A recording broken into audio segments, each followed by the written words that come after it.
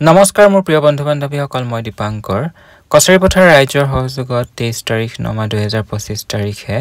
আমি সন্ধিয়া প্ৰায় 5 মান বজাত সকলোৰে প্ৰিয় তথা হিয়াৰমথু স্বৰূপ প্ৰয়াত জুবিন গাৰ্গদেৱৰ অন্তিম শ্ৰদ্ধাঞ্জলি হিচাপে এগুচিকৈ বন্তিৰে হৈতে এটি মৌন সমদল যাত্ৰা কৰোঁ মই বৰ্তমান জুবিনদাৰ কথানো কি কম জুবিনদাৰ কথা কৈ শেষ কৰিব নোৱাৰো অসমৰ এনেকুৱা এখন অঞ্চল নাই এনেকুৱা এটা অঞ্চল নাই য'ত নেকি জুবিনদাক চিনি নাপায় বুজি নাপায় জুবিনদাক বৰ্তমান বিশ্ববাসীও চিনি পাবলৈ ধৰিছে জুবিনদাই অসমীয়া সমাজলৈ কেৱল ৩৮,০০০ গীতে আগবঢ়োৱা নহয় তেওঁ অসহায় ব্যক্তিৰ হৈতে সদায় মাত মাতি আহিছে সমাজৰ বেয়া দেখিলে তেওঁ সমাজৰ হকে মাত মাতি আহিছে তেওঁ সদায় সহজ সৰল জীৱন জীৱাটো কামনা কৰিছিল আৰু হেহে তেওঁ পথৰ ভিক্ষাৰী পান দোকানী অটো চালকৰ লগত সময় কটাইছিল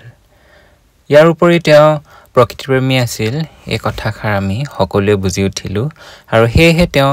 শেষ নিশ্বাস যেন সাগৰতে হপি দিলে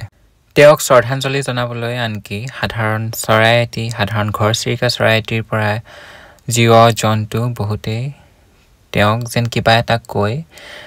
কান্দিবলৈ ধৰিছে কিবা এটা ক'ব বিচাৰিছে হেয়া আমি সকলোৱে দেখিলো আৰু হেয়া সকলোবোৰ ইতিহাসৰ সাক্ষী হৈ ৰব হয়নে ঘৰচিৰিকা কাউৰী গৰু কুকুৰ মেকুৰী পাৰ ঘোঁৰা আদি কোনে কোনে যে নাই কন্দা তেওঁৰ কাৰণে হয়নে